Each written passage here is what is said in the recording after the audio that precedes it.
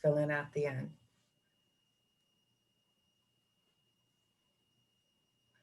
Looking around, I recognize everybody, I think.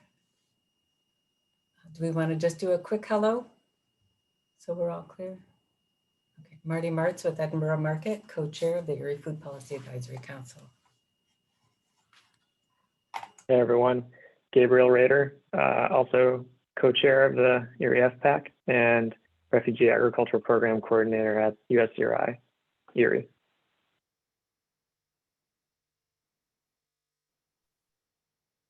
Alex Whipple, Erie County Department of Health and co-chair of the policy subgroup.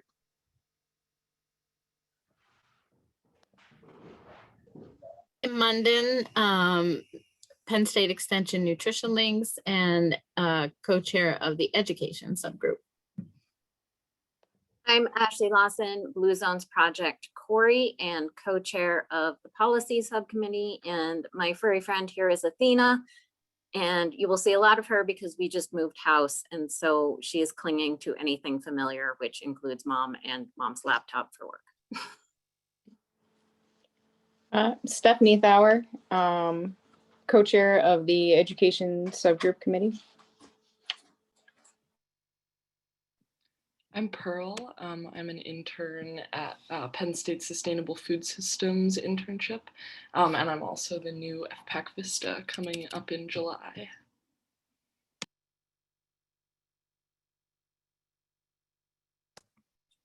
I'm Katie Christ. I'm also with Penn State Sustainable Food Systems. Welcome, everybody.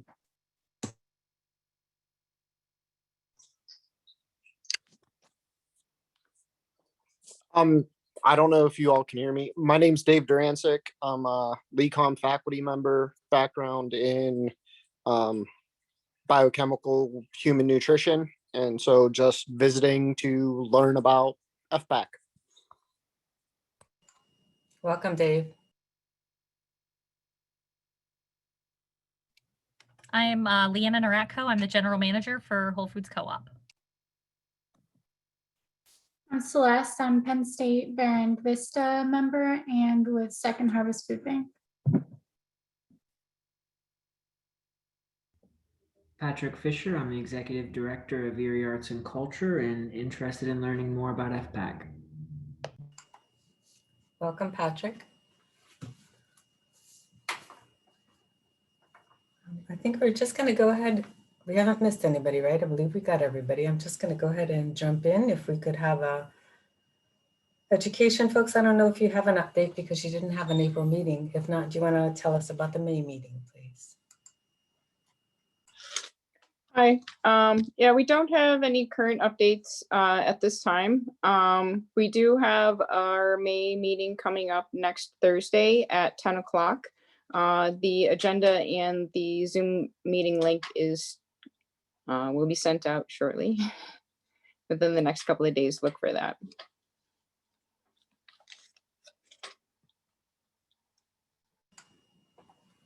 Thanks, Steph. Policy? Hi. So I sent everything out so that I wouldn't take up too much time, but the big updates are that we are putting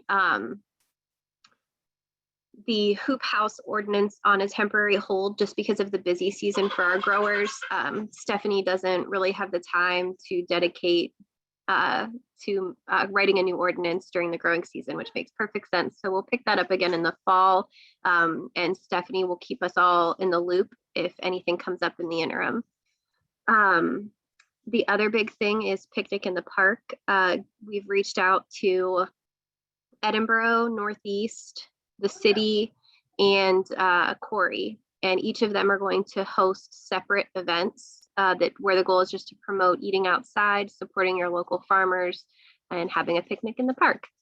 So I don't want to give the dates out yet as a firm, but it will be the last weekend of July and then the first and second weekend in August, depending on the location. So it'll be nice. None of them are going to be on the same day. So there will be that flexibility that if you want to hit all of them, you can. And there will be different activities at each picnic location. Sorry, it's dinner time at our house. The other thing that I wanted to share just really quickly that we did not talk about at our meeting, but is brand new information is, can everybody see my screen? And you can see the map of food deserts. Okay. So previously the data for food deserts going by the USDA definition said that we had 12 total food deserts in the city of Erie, or in the county of Erie, and that was based on 2015 census data. They updated this effective April 27th of 21, and it's based on 2019 data at this point. Whoops. Now we have 19 designated food deserts in the city, within Erie city limits. You can see most of the city here is a food desert now. And then 2 food deserts in Mill Creek, 1 in Lake City Girard. Edinburgh is still a food desert, and Corey is still a food desert. I just wanted to share that as part of the policy report, because that gives us a lot of leverage to continue the important work that we're doing. I have been in positions since I work under a grant where I say, hey, I'm going to do this program. We're going to do it in this neighborhood. And the question I get asked by funders is that a food desert? And technically it wasn't, although when you walk around the community, it sure looks like it. So I think that this updated data reflects what we've truly seen working in these communities over the past few years. Just the data was a couple years behind. So I don't think anything changed or got worse. It just is now more accurate and more up to date. So I just wanted to make sure everybody was aware of that.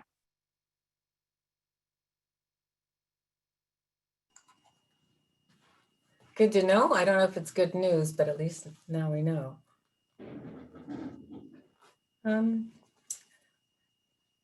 Gabriel, it seems kind of funny to say this with Pearl on the call, but maybe between the two of you, you want to give us an update on the Vista situation?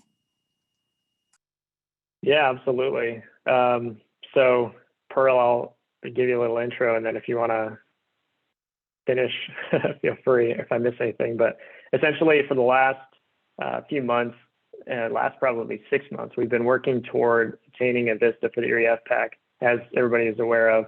And we had a couple interviews with candidates from actually across the country. We got resumes from people all across the country, stellar candidates. But we made just one offer, and it was to Erie's own Pearl Patterson. And thankfully, she said yes. So we're all super excited about that. And Pearl has worked with the Erie FPAC before. She was working with that leadership team that Alex talked about earlier, and working on COVID resources for both producers and for consumers and lower income consumers to increase food access and access for markets, for producers, et cetera. So she has already shown what she can do and that she's capable. She's been in Erie for a long time, and we're very, very excited to have her starting. And she'll be starting this summer, and we'll be working very closely with the leadership team, the co-chair specifically. And Pearl, if you want to kind of add on, or I'm not sure exactly what your start date is, or if you know that yet, but feel free to give yourself, sell yourself to everyone. Not that it's necessary. Yeah, sure. We all know how awesome you are, and with the Chicks for Erie as well. But yeah, I think my official start date is July 6th. And I don't have anything else to add other than I'm just really excited to continue working with you guys. awesome. Yeah, we're excited too. That's great. So if anybody has questions for Pearl in the interim, or is interested in becoming a Vista, I'm sure that there are a lot of resources here for anyone to get information on how to do that. Obviously, we have a lot of Vistas that are working in the food security realm, and one of our goals as the FPAC is to kind of not serve as like the hub necessarily in like a physical sense, but more of a connector for different Vistas that are working on different projects and can connect with each other, kind of give each other recommendations or set up connections, or just chat, in a very casual way. So we're excited to be expanding that connection with Vistas to to having one under our own roof. So very excited about that. But I think that's it, Marty. I'll second that we are very excited. So just a heads up that nominations for officers will take place for the upcoming year, which starts in July. If you're interested in potentially being part of the leadership team, please throw your hat in the ring, or if you'd like to nominate somebody else, ask them first, but then please share their names with Gabriel and myself. According to the bylaws, nominations are made during the June meeting, or we're putting it also available this year through email through June 11th, because the June meeting will be virtual again. So if you have suggestions, please share those with us by June 11th. And then we'll do a online survey for folks to use to vote. And we're going to ask a couple other questions. We haven't gotten together in quite a while now. We have some questions about maybe what is the best day and time to meet, things like that. So you'll see a few more questions. And also another one about the communications team, which Gabriel will talk about in a minute. But so we'll be doing that at our next meeting, which will also have a speaker at. So it's going to be a pretty busy meeting in June. Any questions about that procedure? About any of the offices? If you're interested in running, please get in touch with me or Gabriel. And I will just add on to that, Marty, as well. So some news from my end, I will not be running for the co-chair position for this upcoming year. I was admitted into a graduate school program in New York City at Columbia for the fall. And so I'll be around for most of the summer, but I will end up leaving for the fall semester. But there are so many people that have been very involved, and we're looking forward to getting some really great talent in the leadership. And we have a lot of momentum going in this organization. So we'd like to keep that going. But just to kind of reiterate what Marty was saying, for the actual process itself, last year we had 2 people that weren't already officers, I think, that oversaw the actual nomination process. So basically, if you're interested in running for an office, you just have someone else nominate you, or you can nominate yourself. I know a lot of people feel weird about nominating themselves. It's not a weird thing, especially when there are there are few positions to begin with.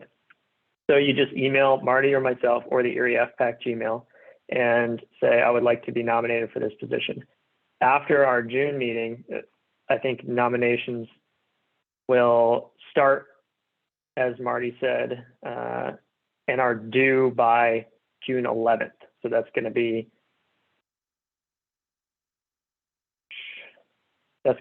shortly after our June meeting.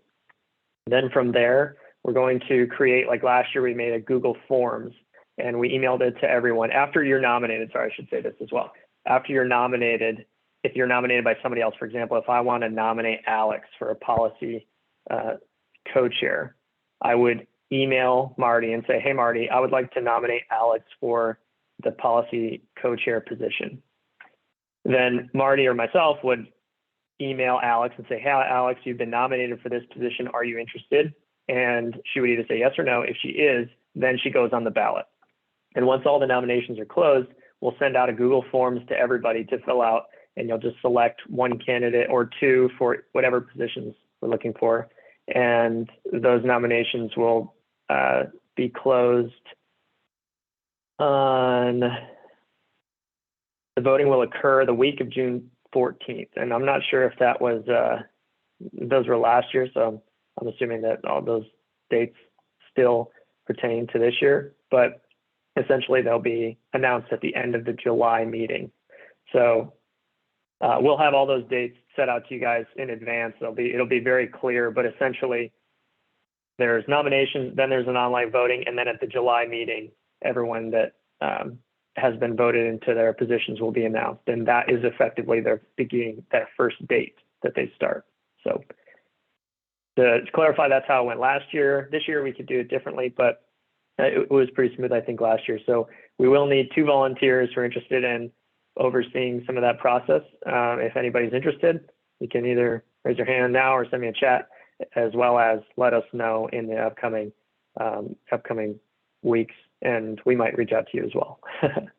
Fair warning. So, additionally, Marty, do you want me to get into the bylaw changes that we were talking about with the communications team? Okay, cool. So last year, we ended up making some bylaw amendments based on the positions that we had, some new positions. And this year, we're adding a communications team, actually substituting, I guess is a better word, a communications team for some of the positions that we had last year. And that communications team will be overseen by Pearl as part of her Vista position. And that communications team has already been created, but the members that consist of that, which are Celeste and Sophia. Sophia is actually doing a final right now, so she isn't able to attend, but they have been doing a phenomenal job, and there's a lot of momentum going there. So those positions will be elected positions again, but we're basically taking the administrative team member and the outreach chair bullet points, all those duties, and combining them into the communications team. And that requires a bylaw change. So we just wanted to give everybody a heads up that that will be taking place. The leadership will, I'm not sure actually if the leadership votes on that, Marty, or if that just requires a quorum of 8 people for the entire. Yeah, just a quorum. So if we put it in as a survey question along with the rest of the ballot, people could just say yay or nay. Phenomenal. That's very simple. And I can share that with everyone in advance so you know when it's coming. But it's essentially not really changing anything other than just taking those 2 positions, making them into one, and calling it the communications team. So that's pretty much it. So it's very simple. But yeah, I wanted to give you guys a heads up as well.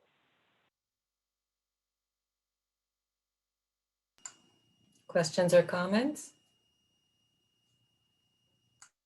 I have a question. Is the team going to be doing the like the more administrative side of things as far as like sending the meeting reminders and taking notes and whatnot as well? Or is that falling on the co-chairs or volunteers at each specific meeting? That was the duty of the administrative team member, I believe, which was Damali. Maybe it was the outreach chair, the official position. But yes, effectively, yes.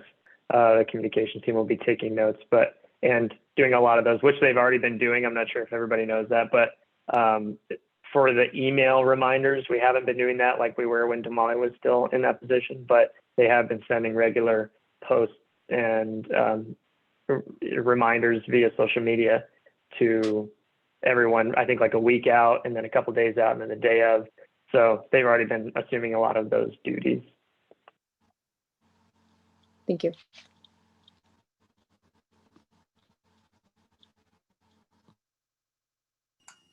Any other comments, questions? Okay, so we have been doing a quarterly speaker series, and June is coming up, which means that we are looking for a guest speaker. Gabriel and I have had a conversation with Dr. Magno and a contact of his. Gabriel, do you want to share a little bit about that conversation? Yeah, absolutely. So a little while ago, actually a long time ago now, we had a guest speaker, Dr. Magno, Chris Magno from Gannon University, speak at one of our general meetings. And he mentioned that he had worked with an organization in Detroit that was working in the greening of Detroit. And he said that, possibly they could come as a speaker, and made some kind of reference to it. And we thought that would be really interesting. So we reached out to him quite a while ago and asked if we could use that connection. And because we have a quarterly speaker series coming up in June, we thought that would be a good fit. But there are a few catches. So the guy's name is Shane. I need to actually get his last name right. His name is Shane. He's from Detroit. He speaks on food security and food justice. And the idea was creating a meeting and calling it Food Justice and the Greening of Erie and the Rust Belt, or something along those lines. His name is Shane Bernardo. He works in a lot of different areas, or speaks on a lot of different topics like water, food security, urban farming. And we thought that he would be a good person to speak in. Let me just put this link for everyone to see. Oh yeah, okay, just got posted. So we thought it would be a great person to have come speak, and then try and get that conversation going on how a lot of these topics relate to Erie. However, there are a few catches, as I mentioned, the first of which is that it would require $500 from the FPAC to invite him as a guest. We think, we're not exactly sure, because we might just be able to say that we'd like to negotiate that in some way, and we don't have technically a bank account yet. So we're working on those aspects of it. But if anybody has the time, please take a look at that link and take a look through his website. From what we've heard, anecdotally, he's a phenomenal speaker, and it would be really interesting to have him or someone similar come speak for the June meeting. If you could take a look through his website and gather some questions that you'd like to pitch to him about Erie or about some of the topics that he'll be speaking on, or request certain topics that you'd like him to speak on, please do, and send that to the Erie FPAC Gmail, or myself, or Marty, or really anybody in the leadership, and then they'll make sure that that gets back to Dr. Magno. But we're still not positive that we'll have him as a guest speaker, but we'd like to have that conversation with our membership, because your input's extremely valuable.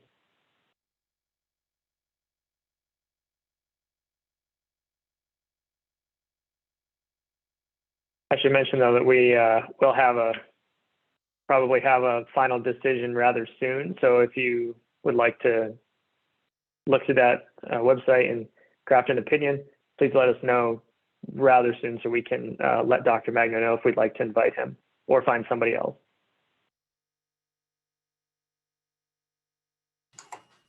Thanks, Gabriel.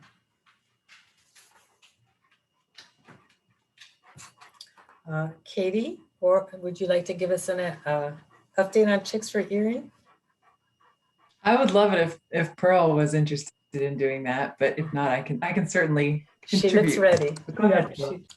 Yeah, I can share. I can start off. We actually had a really exciting week.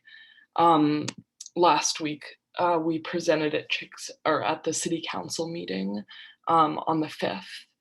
And myself and Kaylin Courier and Gabriel and Katie and Brad all spoke just in the citizens comments section at the beginning of the meeting. And we got some really positive feedback from Liz Allen. It's really positive. And I think that Kaylin is planning on having another private meeting with Liz Allen, Kathleen Schaff, and David Brennan to talk about future steps. I think that our next major effort is to have more people from the community come and speak, not just core members. And I posted something on Instagram and Facebook about it and got tons of comments from people in the community that are interested in participating and speaking up. So things are moving forward quickly, and we're excited. Katie, is there anything else I should add? I think, it's just really good that it's, I'm getting a message, by the way, that my internet is unstable. So let me know if I blip at all. Yeah, it's been really great. The city council members that we've been working with have been very encouraging and positive, and it's a good entry into civic discourse, which is a wonderful thing. But I think in general, our challenge these students have been tackling it brilliantly, but is going to be figuring out how to educate people in the same way that the Hoop House conversation, the High Tunnel conversation, just making sure that people understand what is actually being proposed and what's not. And so if any of you, have the opportunity, if you encounter people who have heard about this or have thought about it, the main things that we keep repeating is no roosters and careful regulation of how people will be needing to keep their hens to comply with the regulations that we come up with. So those are the big things. just education in that regard. But I just was reading even today, I think that Pennsylvania is the #1 state in the nation for Lyme disease and ticks. So that's another one. Chickens will eat ticks. So those are our big talking points. And thank you to all of you who helped support this and talk about it. And Celeste, especially getting a lot of information out. And Gabriel, especially for speaking at the meeting. And so anyway, that's, yeah, it's going well. We'll keep you guys posted. I'll add on to that. I was so impressed by the quality of information that they were giving and just the structure by which Pearl and Ashlyn, right? Is that Kaylin? I get that right? Kaylin, dang it. I had that in my head, right? But just you guys had it formatted correctly and I think effectively. And then the order of which we spoke maybe threw that out of perfection. But so I apologize for that. I should have just pitched it to someone else. But I just want to say that you guys did a phenomenal job of just getting right to it and talking about the points that they care about, which I think will go far. So congratulations. I think you did a phenomenal job.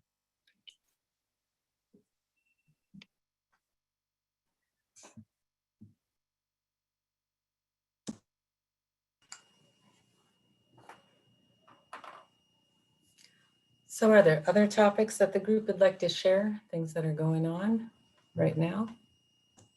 I have a quick question before, if we could go back to Alex, what you were talking about with the food desert map.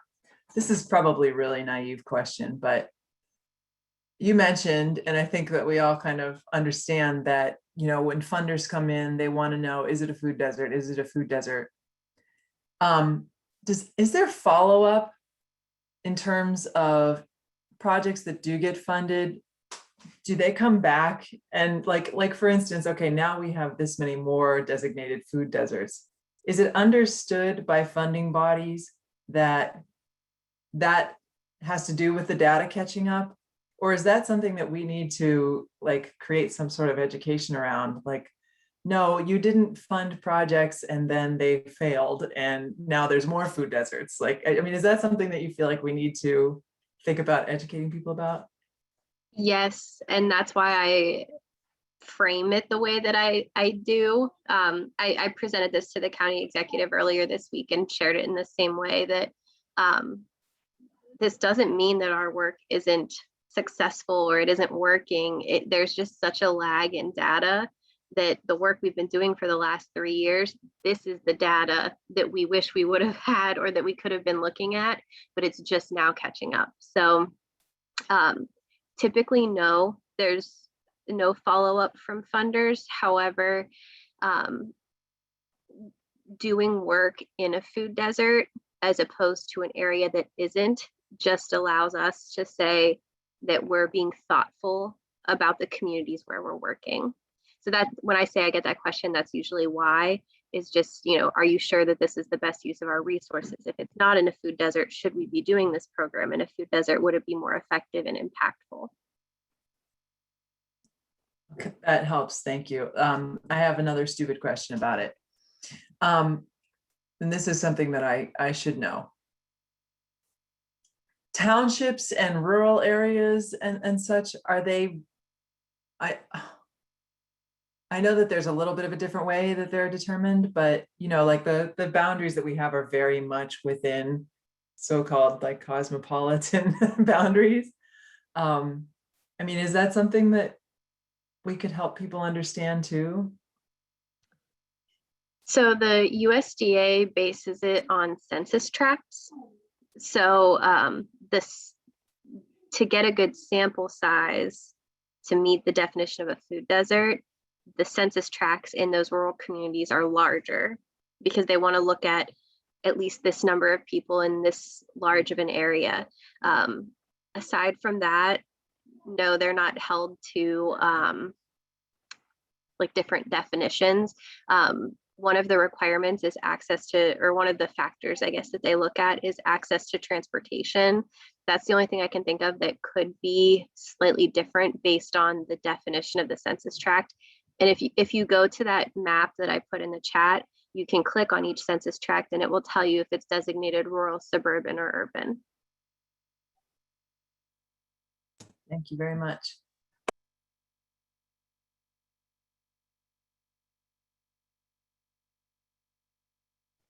I have a question related to food deserts and the maps, and maybe this was addressed in the first 10 minutes when I was missing. But there's a ArcGIS map that I think Dr. Magno made. Do you think it's possible for him to update that with new data, or is there maybe an updated version that is coming out and isn't published yet? I don't know if anybody would know that, just kind of thinking out loud. I think it would be great to see if, so the maps that we get from Dr. Magno are generally created by students as part of their projects. I know they just did their like end of year presentations like last week or the week prior, and there was a lot of work, a lot of projects around food access. But this data was only published on April 27th through the USDA. So if or when it gets updated, there's probably going to be a pretty significant lag time for that data to be interpreted. Thank you.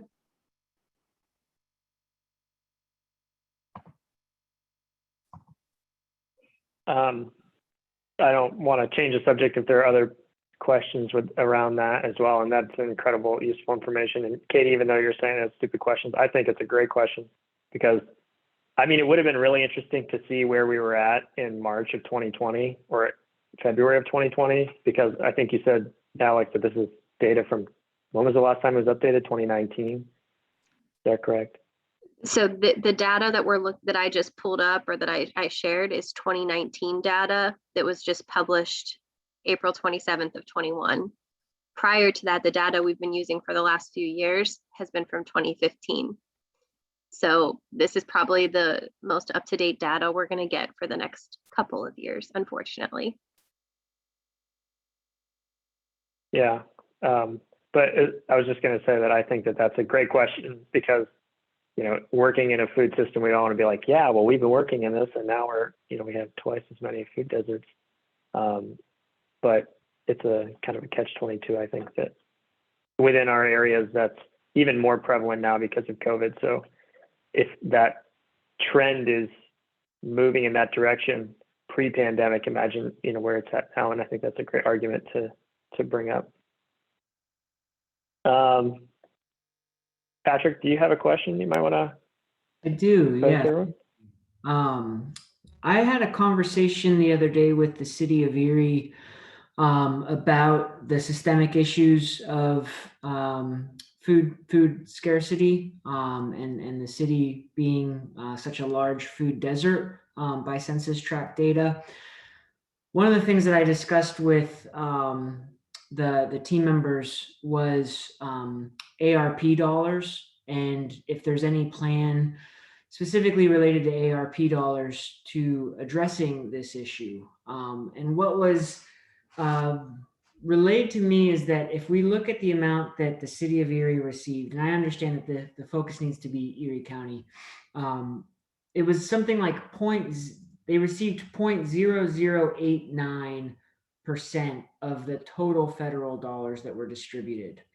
And in talking with the internal team, they said that based off of all of the other federal dollars that are currently available to address things like multimodal transportation, food access, etc., if Erie maintained the same ratio and got 0.0089, it would be something like $500 million that would come into the city specifically through federal grants, which is pretty remarkable. That's a pretty sizable chunk of funding. So I'm wondering if FPAC is doing anything to engage the city and county around some of these potential grants that exist.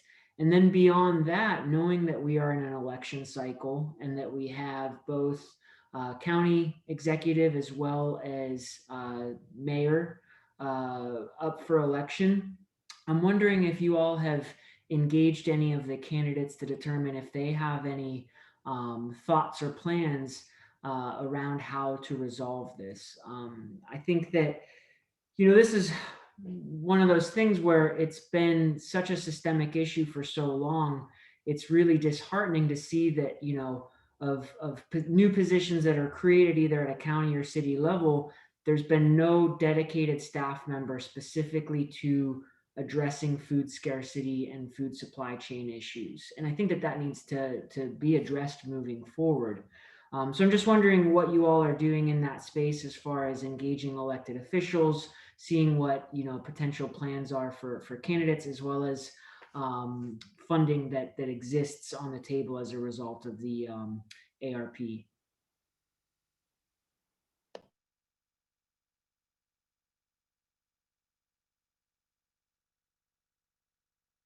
Those are great questions, Patrick. I'll speak on the candidate side.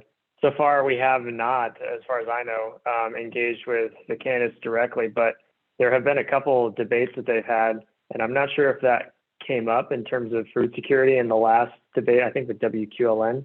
But I think it's a great idea to engage with them directly and just ask, I mean, not just with the Democrat candidates that are talking more about the city of Erie versus the rural areas, but with all candidates, and ask not only what your plan would be to address this issue, but how will you incorporate the tools that Erie County has and the farms that Erie County has available, and use those tools at hand to address this issue. I'm not sure if that's something that we would want to include on the policy side within the policy subcommittee, or we could create another task force to engage with candidates. But I know we have the election's on the 18th, right? So we have about a week before that, at least the primary election. So, I mean, we can obviously engage with either election or either race afterward, but that would be a great idea. Does anybody have any suggestions on how to engage with them directly? Yeah. Yeah, go ahead, Patrick. I'd really encourage you all to take a look at what some of the environmental groups in Erie did around IRG. They came together as a coalition and developed a very direct and thorough list of questions that they sent to not only the head of IRG, but also the head of Erie Insurance, elected officials, as well as the press. So there was some accountability there. So what I would encourage you all to do is similarly develop a list of questions that are important for candidates to provide responses around, and distribute those. And in distributing them, I would also encourage you to include the press in that distribution list. Through your social media, I would also encourage you to identify the fact that you have sent these questions and post those questions, and let everybody know the candidates that have sent them. And then when you get your responses, I would encourage you to post those responses as well. But I think that, you know, having a thorough list of questions that you send out to every candidate would be a good start. And I think that what was done with IRG is a really good framework to look at. Those are phenomenal recommendations. Thank you, Patrick. We really appreciate that. Alex, maybe we could set aside some time at the next policy subcommittee meeting to talk about this. Yeah, definitely. It may even be worth having or inviting them to some kind of a forum, and kind of giving you, just as you said, Patrick, giving some accountability. You know, that we're inviting all representatives from this area to come and speak virtually about these issues, because I know that like young Erie Democrats have had forums, and there have been many different forums for different reasons or different topics. And I think that it would be worth even just taking an hour and trying to engage all of them on some of these issues. And if they don't show up, then it's pretty clear what their position is, I suppose. Katie, I'm wondering if you have any connections with the environmental groups that worked on the IRG questions? No. The only connection I have is that I attended a forum back in December. That was the Green New Deal people. But I don't have a connection to them. I mean, I know a couple of names in there, but I don't have a connection. I think Sarah Bennett was a pretty large driving force behind the questions to IRG. I might even have them in my inbox. Let me see if I can find them. But if not, I'd also be happy to facilitate an introduction to Sarah Bennett. And I know her, and I You think know her, Katie, you know her, yeah. yeah. Yeah. That would be super helpful, Patrick, if you could share the questions with us. We'd have some idea of the depth. Yeah, I'll take a look, see if I have them in my inbox. Appreciate it.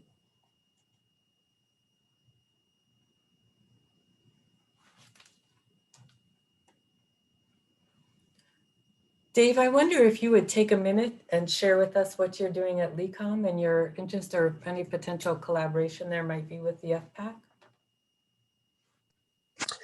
Yeah, sure. So really, I'm kind of going at this alone for right now.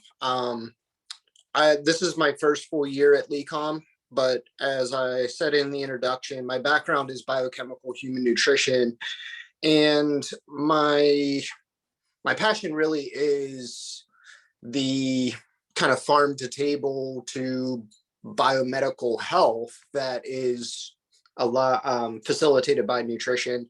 But I think there's plenty of additional education and policy aspects to growing your own food. The food, the gardens are great for education K through 12, but even college, and I think eventually at some point even universities and medical schools and professional schools. Katie and I met and we were maybe circling around the idea of trying to think about food gardens at assisted living, senior living centers to increase physical activity and promote healthy diet and nutrition.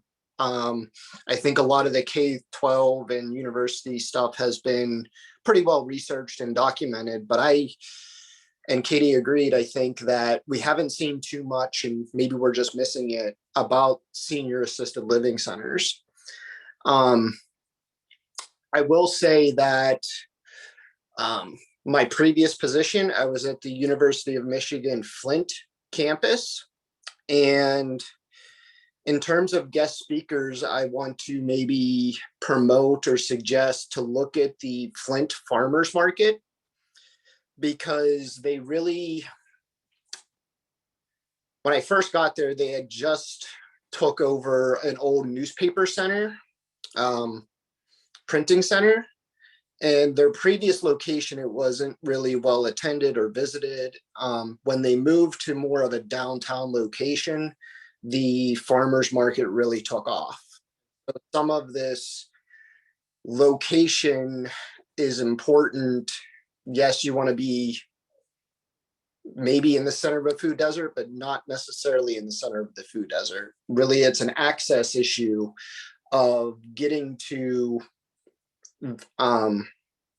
good quality food, even if it's a bus route or taxis or Ubers or whatever, if those are possible. So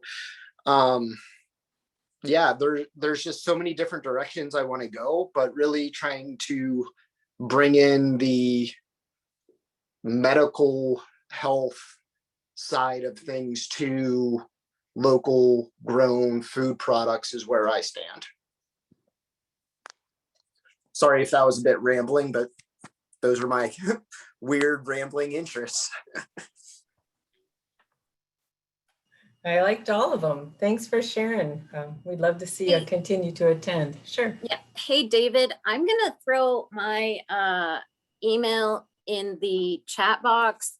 LECOM is one of Blue Zone Project Corey's sponsors. And so one of our goals for this year, and Alex is on my food policy committee for Blue Zones, we would love to get more involved. I know there's the new senior living facility in Corey. And I met with Jamie this morning about getting more involvement between LECOM and the senior center and Blue Zones. So I would love to chat more with you about that in the future. Sounds awesome. Thank you. Yeah.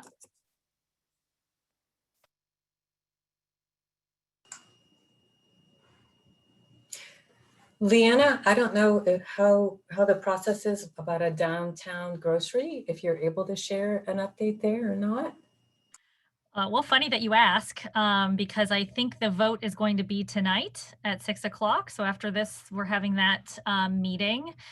And we did a lot of community outreach to try to get an idea of what we would need to do. And we've come up with 2 programs that we're going to start to address some pricing concerns people had from the co-op. So one is a cooperative ownership fund, which gives grants to low-income people to buy equity into the co-op and be owners. And then the other is a low income shopping program, which is funded through a roundup. So the customers, the commuters that are coming from those high income areas can choose to round up and or donate to this fund that is then used as a discount for low income shoppers. So that's what we pulled together and are trying to get out. And I have all the information to my board. Now the decision is theirs, and I'm eager to see what they decide.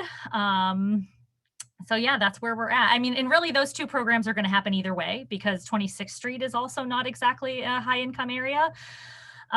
So, and then I'm also working on the FFFI grant that Alex sent me. So thank you, hopefully to get our parking lot fixed here. So that's what's going on in our world. If anybody has any questions, I can try to answer them.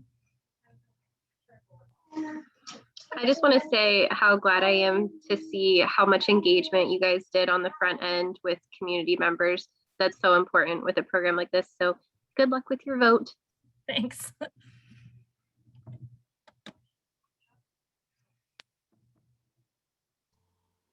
Hi, I just wanted to respond to a comment from Patrick in the chat in regards to addressing food security. The education subgroup has been working with a local urban farmer as well as rural farms to bring locally grown food into the city of Erie and set up a weekly farm stand. It's the first of hopefully many to come, but we're kind of piloting that this season. Just one thing we're working towards to encourage food growth in the city. That's great. One thing that I often make the case for and advocate for is that when we are talking about what solutions to food scarcity looks like in our city, we're often overlooking infrastructure that already exists in the way of our markets that are owned and operated by new Americans. I'm not sure how many in this call have gone to places like Sham or UK Supermarket or All-in-One. But I think when folks do go, they're surprised by the fact that you could actually do the majority of your grocery shopping at those locations. They have both perishable as well as non-perishable goods. They have items available that I think are at the price point that serves the adjacent community. But I think that there's always a lot of maybe intimidation or hesitation from the broader community because it doesn't look like your, Tops or Wegmans or Giant Eagle, or they might think that it only caters to the country of origin or culture of the business owner. So as you talk about relationships with food growers and suppliers, I think it would be fantastic to see the owners and proprietors of the new American markets brought into the conversation. Many of them have a strong presence in their community. Many of them are set up to be able to accept EBT. Many of them are along bus routes or within communities that are predominantly relying on bicycles or walking to get from point A to point B. The challenge that a lot of these food markets have, though, is that when you look at the groups and organizations and institutions that are often gatekeepers to success, they're not equipped to serve a diverse population. So our financial institutions, our small business development centers, et cetera, aren't necessarily fully equipped to engage with individuals who weren't born and raised in a Western economic system, who might be speaking English as a second language, et cetera. So I do think that there's a lot of opportunity present in our community by way of the new American-owned markets that are staples in our community. And, you know, I saw on the news, I think yesterday or today, about, I think it's up off of East 38th Street, maybe a new market with food options. And I know that, you know, resources went into places like the Oasis and others. I know there was previously an attempt in Best's footprint. And one thing I'll say about these markets is, you know, they have survived for a number of years with no public support, in the sense that they're not getting public dollars to provide service and product to their community. So if we invested in them the way that we have invested in some other initiatives, I think we could see them expand their reach and service throughout the community. Yeah, we definitely view them as an asset for sure. And there has been communication in the past and future communications to come as well, in regards to incorporating and building up a stronger food system with them. So absolutely. Thank you. Yeah, that's a terrific point, Patrick. And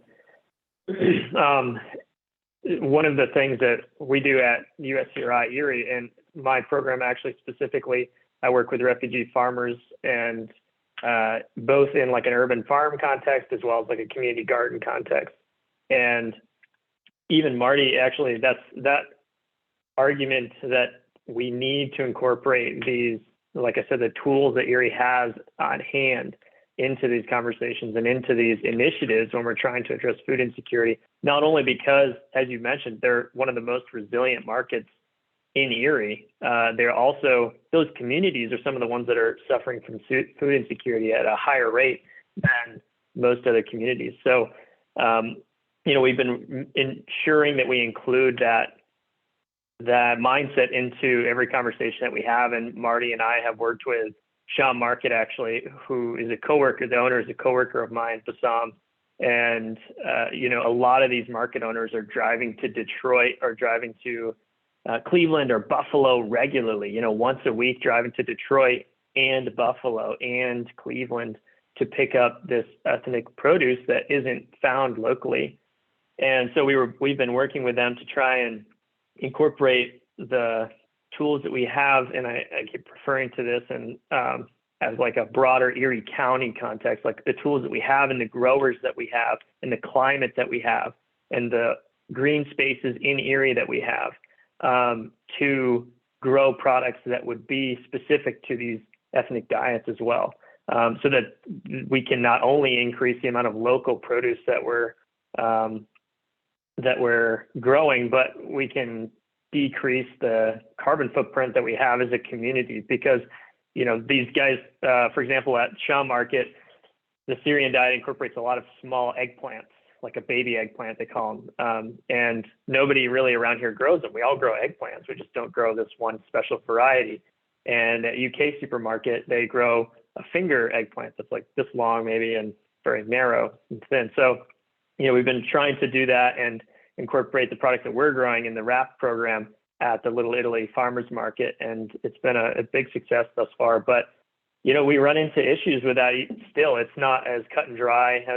What we found is it's not as cut and dry as you just grow it and it will sell, you know. So, but as you mentioned, with things like the ARP funds or other funds that are, or other programs that are already in place and funding that is already available, utilizing those in a way that is incorporating these other communities and these other businesses, refugee and immigrant-owned businesses, is an incredibly important aspect of the work that we're doing. And just to confirm that you're concerned, that is something that we're ensuring is incorporated into our conversations and into our initiatives. But I see a bunch of messages coming to the chat, but didn't have time to look at them. Just to share real quick, and then I'll shut up, is 2 years ago, we commissioned a photojournalist who's a former refugee, Matham Basha Aga, to do walking tours of the new American markets. And I think we funded him to do 15 in total. And I think that the group sizes for the walking tours were somewhere between 10 and 12 per group. And every single one of them was at full capacity. And every single one of them, like of all the programs we've done in the last 2 years, that easily was the easiest to put on. I mean, I think we gave Matham like a grant of like maybe $1,500. And the amount of positive feedback we received from that was unbelievable.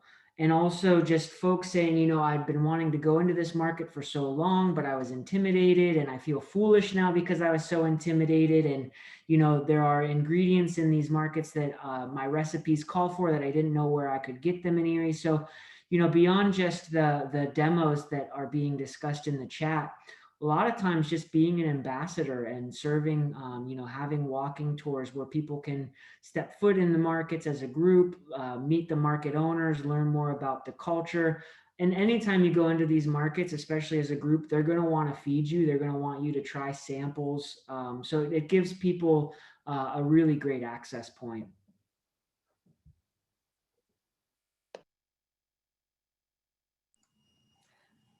I love the idea of maybe the FPAC working with you to facilitate another round of that once COVID, or, you know, once things settle down and open up a little further, because food really builds community, right? And like you said, if you are uncomfortable going in, now you've been in and you know what you're looking for. I don't know, back to Dave's suggestion, if there could be, so we wouldn't want them to feed everybody for free, because when we went to Sham Market, they sure did want to give us lots of delicious food. It was great. But maybe for a nominal fee, we could get a sample at each of the markets on the tour. So pre-COVID days, USCRI, and this is probably pre-Gabe and probably pre-Patrick moving back up here, USCRI was hosting classes taught by new American family members, and they were, I think, because I actually attended them all. They were $20 a person, and you spent the day there, learned to make several dishes, ate in community, and then had leftovers to take home. And they were fabulous, and they all sold out virtually immediately. And I know it was something that they were definitely looking to get back to doing, but COVID. So I'm sure, you know, Gabe can relay the desire for those to come back. And I'm sure they would be just as well attended again. That was part of our, that was before my time at USCRI, but incorporating, we actually had this idea for, and it was grant funded and everything, to have mostly the elderly growing produce either in their home gardens or part of this program to come in and use the kitchen that we have, which is a quite large kitchen. It's more of a commercial kitchen, and basically create like large dishes that they would then sell, or to create value added products, or to, you know, pickle or can vegetables for the winter. And kind of a big part of the program was entrepreneurial empowerment. And a lot of these dishes were extremely popular. Even just recipe cards are extremely popular, but to get to a point where they can create value added items that they can then sell in some of these markets was our goal. And that was early, very early 2020. And then, yeah, the pandemic happened. So it's a large goal of ours to get back to, because I think it's utilizing that knowledge that exists, especially in a lot of those communities that are coming directly from their host country. So for example, like refugee kids that are now teenagers because their parents have been here for 20 years, they might not know all of the tricks that their grandparents do. So it's really important to tap into that knowledge, especially when making big batches of different cuisines. But yeah, absolutely, that's a big goal of ours.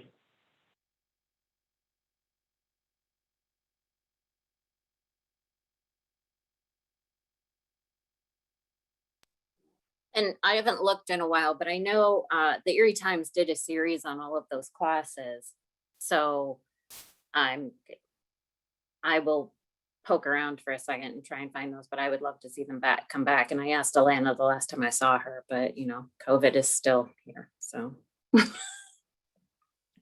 But I think it would be super cool. And what, Gabe, I know one of the people I was talking to in one of the North Dakota potential Blue Zones communities had reached out to you because with the similar New American Community Garden feel. And what I was really excited about, they were slightly more established, but they would host potlucks at their community garden where people would, grow their produce and then cook a dish, and it would be open to other members of the community. And I was also stoked about that. So I'm all in to help however there be more ethnic food and community with the New Americans.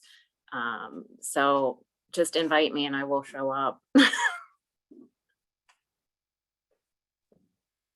Have you all heard from And Heather? actually, Oh, sorry, go ahead.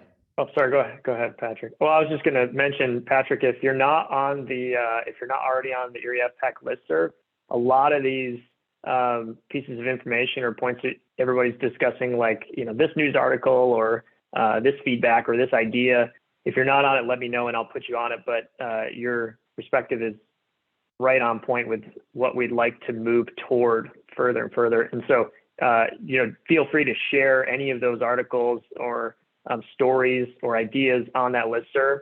It's been a really great point of discussion for us thus far. Yeah, I'm not on that, so if you could invite me, that'd be great. And then the last thing I just shared, have you all talked with Heather May Casper about the project being driven by the Sisters of St. Joseph's Neighborhood Network to transform a raised blighted home into a subterranean greenhouse?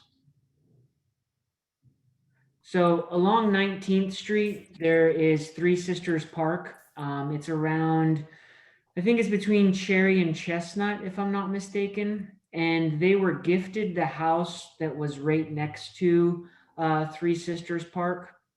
And unfortunately, that house had to come down. It wasn't structurally sound or safe. And they left the basement because they are building a subterranean greenhouse there based off of a project out of Detroit. I shared a link in the chat function to that article in Detroit. And they actually have the architect that was responsible for that project serving as a consultant on this project. But the intent is to actually be able to grow food all year round, as well as grow food such as the eggplants that you mentioned that aren't presently available in our community or in our climate. So as you think about guests that you'd like to invite to speak to the group, it might be worth bringing in Heather May Casper to highlight that project. Patrick, I'm going to post something in the chat. It's just going to take me a minute to find it, but we did have Gretchen Gallagher-Durney from Sisters of St. Joseph's as well. And I should have shared this earlier.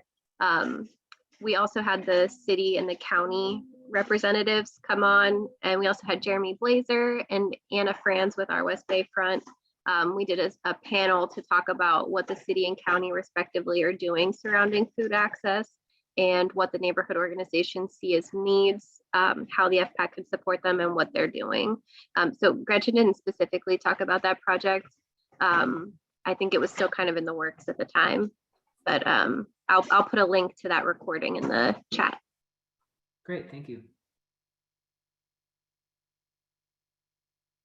And in case you guys didn't see, if you're interested in being added to the listserv, just shoot me your email in the chat and I'll throw it on there.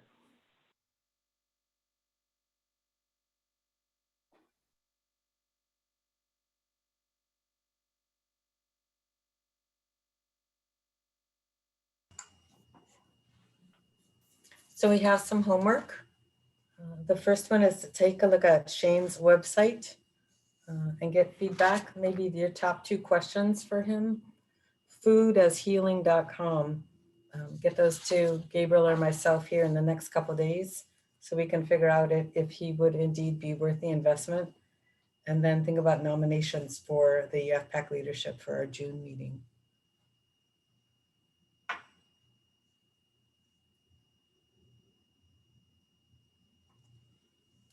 that will take place on June 9th. Anybody else have anything they'd like to share? Can I bring up a topic that might be worth considering at some point in the future, just because it deals directly with the agricultural and food growth of the area? There's a large solar development that is potentially occurring for Southern Erie County and Northern Crawford and throughout, I mean, obviously Pennsylvania. They have a big plan to push Pennsylvania to more quote unquote renewable energy. But I bring this up because I grow food, I produce food, and I'm being directly affected by this in the area that I am in. And if I'm being affected by it, then the potential growth, and I know it's potential and, you know, down the road, but the growth of other small farms, even starting, or the potential to start, or expansion, anything like that, I feel like is going to be altered because the area is being targeted due to no zoning and lack of municipality involvement as well as countywide. So I think it's worth exploring the topic and how it can it could affect potentially the area and the food growth. Because speaking from my own experience, I grow food to feed, you know, Erie locally, you know, in our area, which is just south of Edinburgh, Edinburgh area, Erie and Meadville. So I feel like that's a pretty wide span of space. And if I'm being affected by it, then chances are others are. And I just want to bring this topic to light. I'm not saying I'm against solar. I'm all for it. I have solar myself. I just feel like it needs to be done in a more conscious way moving forward, or else it's not going to be sustainable or regenerative in 30 years. Thank you. Stephanie, that sounds like something great to bring to a policy subgroup meeting. And even if you can't attend the next policy subgroup meeting, if you could get some resources to me, I'd be happy to bring it up. Thank you, Alex. And also, just on the subject of next policy subgroup meeting, I did throw a request out to all of my Blue Zones communities to ask if any of them had any ordinances written already on high tunnels or hoop houses. So if I hear anything back, I will certainly share that as well. Because pre-written ordinances that can just be adjusted a little bit are the best kind.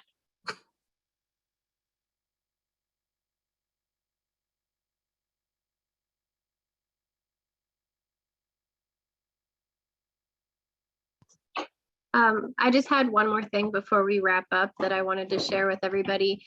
I have been working with GCAC and WIC to promote their farmers market nutrition programs. I talked a little bit about this at the policy subgroup meeting, but just wanted to share it with everybody. Really interesting stuff. I was able to interview the program coordinator for the farmers market nutrition program at GCAC as well as WIC, and talk about barriers to their program and implementation and redemption of the vouchers. If you're not familiar with FMNP, individuals who qualify, you income qualify by either being a WIC recipient or over the age of 60 and meeting income requirements. You can receive $24 in vouchers that can be used on any Pennsylvania grown produce from the months of June through the end of November. For the senior population, the barrier is actually getting the vouchers, transportation. They still have a relatively high redemption rate at about 80%. The WIC population, transportation is also a barrier, but they have no problem getting their vouchers. Their problem is getting to somewhere where they can redeem them.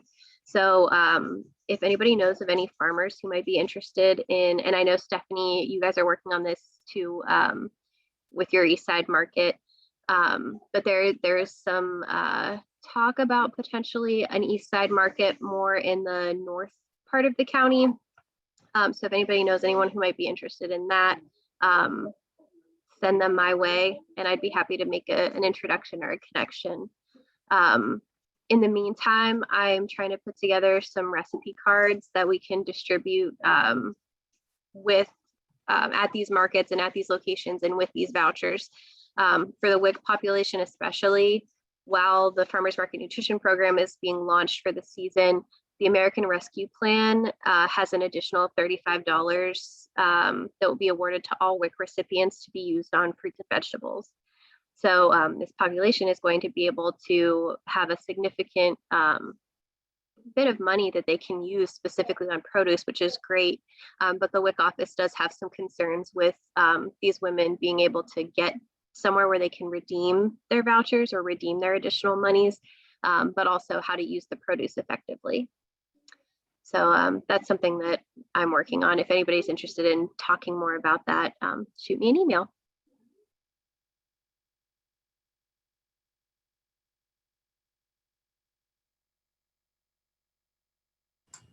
Thanks, Alex.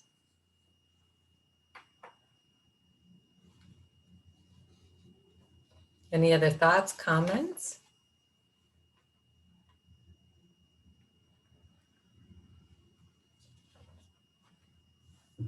Well, with that, I wish you all a good evening. Please send us your input on the Shane website and any nominations you might have, or if you have questions, reach out to Gabriel or I, and go enjoy the lovely evening. Thanks, everybody. Have a good night.